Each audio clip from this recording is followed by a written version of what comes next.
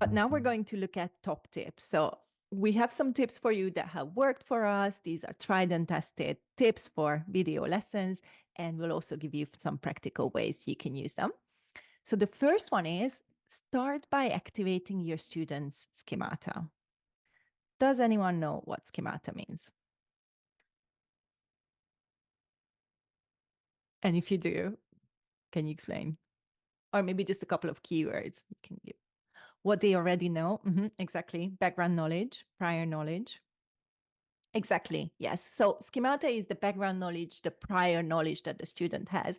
Every student has schemata, even if they are 5 years old, if the text is paged to their level of life experience, right? So a 5-year-old won't know much about nuclear power plants, but they will know much about dinosaurs, maybe because they're super into dinosaurs. Or, if you find something that matches their background knowledge, that can help already.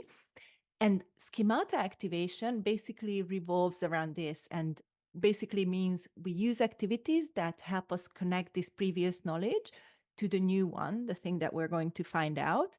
And this is going to help you prepare for the upcoming material, help you understand better. Michaela says brainstorming. That's one great activity that you can do. So before listening, I could have had Alice look at the situation, maybe a couple of screenshots from the video and think about what kind of vocabulary might come up, maybe even predict what could be the problem of the farmer. And that, even if she doesn't come up with the correct answer, because how could she, that already helps her understand what's going to happen. And I brought you an example of that, which is from StoryCorps. It's a site that I really like. It's, again, authentic. It wasn't designed for learners. It's people telling their life stories, and some are accompanied by animation movies, like short animation movies. They are around maximum 5 minutes, so they are perfect for a language lesson. And this story is about a couple. The title is You Move Me, and it's a love story, and the couple has been together for more than 30 years, and they tell the story of how they met and how they have stayed together. So my question to you is, what would be a good schemata activation activity before watching this video? What could we get the student talk about or do to prepare them for listening? Talk about your parents. Love it. Yes. Something about relationships.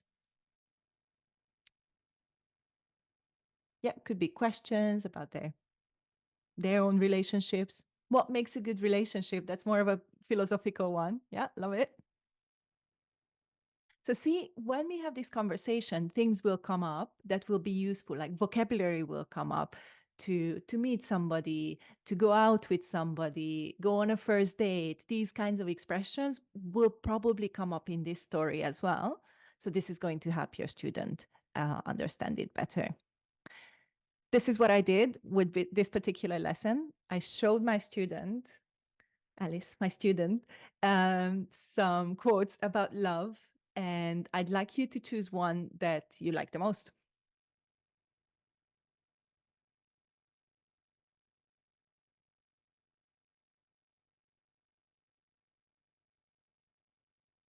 Also in the chat, the others can let us know. Is it 1, 2, or 3 that you like the most? I think I like the first one. Do you? Why? Yeah. I think it's a good reminder that being together for a long time is not just about love, but it's also about being friends and being connected. Yeah, totally. I cannot count what people voted for, but one seems to be very popular. Yes. Maybe 1 is the most popular one. Yeah. So we can have a whole conversation about this, right? I can get you to talk to me about, marriages or relationships around you that you've seen, but maybe some people don't feel comfortable talking about their private lives. Then you can get them to talk about a film or someone they know, especially if you're talking to teenagers that might be shy about this. So you can always just stay on the safe side and get them to talk about famous historical marriages or relationships, films, things like that. So that's one thing you can do. Another thing you can do to help them understand is scaffolding. Does anyone know what scaffolding is?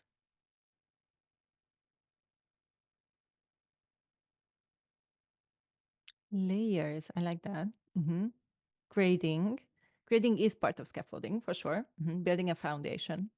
Yeah, I think people are starting to think of scaffolding in buildings, right? And that's exactly what happens in language teaching as well. So if you think about a building, in order to build it, you need to put scaffolding around it to support it. You can't just go and start with the highest level.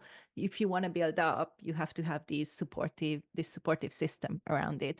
Basically, scaffolding is an instructional practice where the teacher gradually removes guidance and support from the students so that they become more and more competent and independent in their learning. So the more support you can give, especially at the beginning, the easier it will be for your students. And one thing you can do is kind of lower the processing load. If you remember the sheep video, right? At first, it was all about, oh my God, I don't understand what's happening. Who are these people? Why are we here? What would I have to understand? Some people were thinking about the accent. Oh, where is this from? Is it Scotland? Is it Ireland?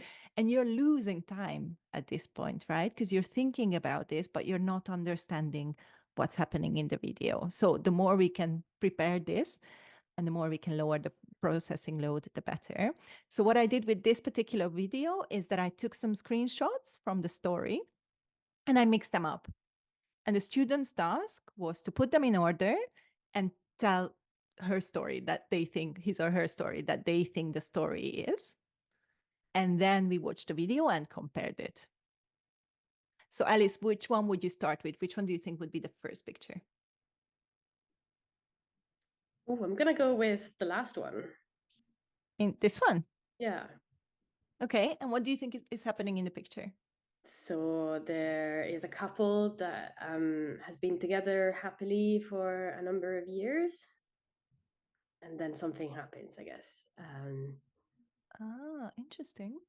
And then someone else is like another guy is interested in the girl, and they start going out. I know it's probably the other way around. Which is perfect because this is what I love about prediction tasks is that it builds a lot of anticipation. Now you definitely want to find out Yes. what the correct one is or correct the original one is.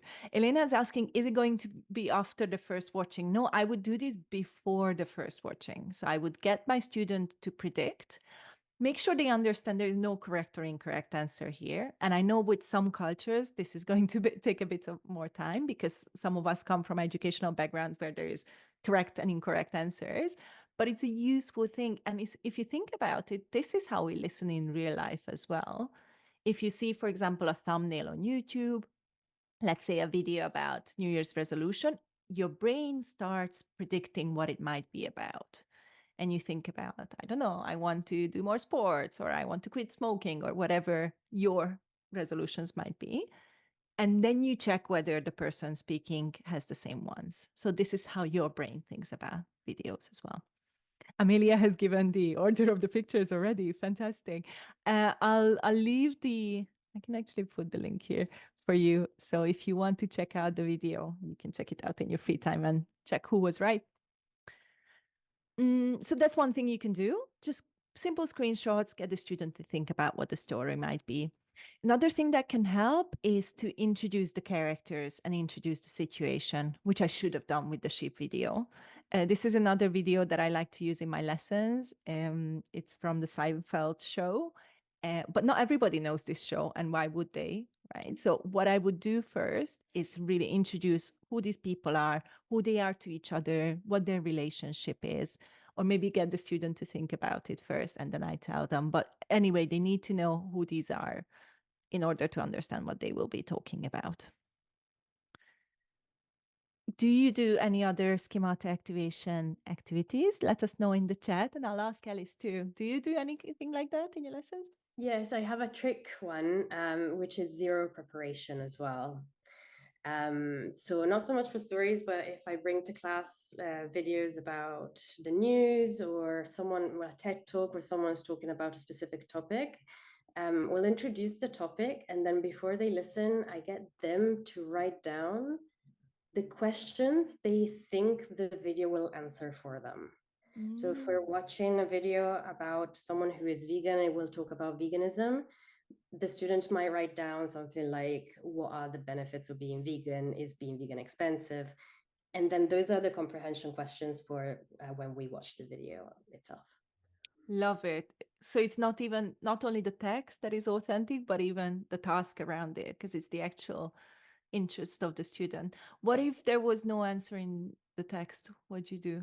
It does absolutely happen. And then, we can decide to talk about it anyway, or we can look for it online. But in general, some of it will be there. And Mhm, if I think the student has written very obscure answers, I'll try and guide them towards more general ones. mhm, mhm. Yeah.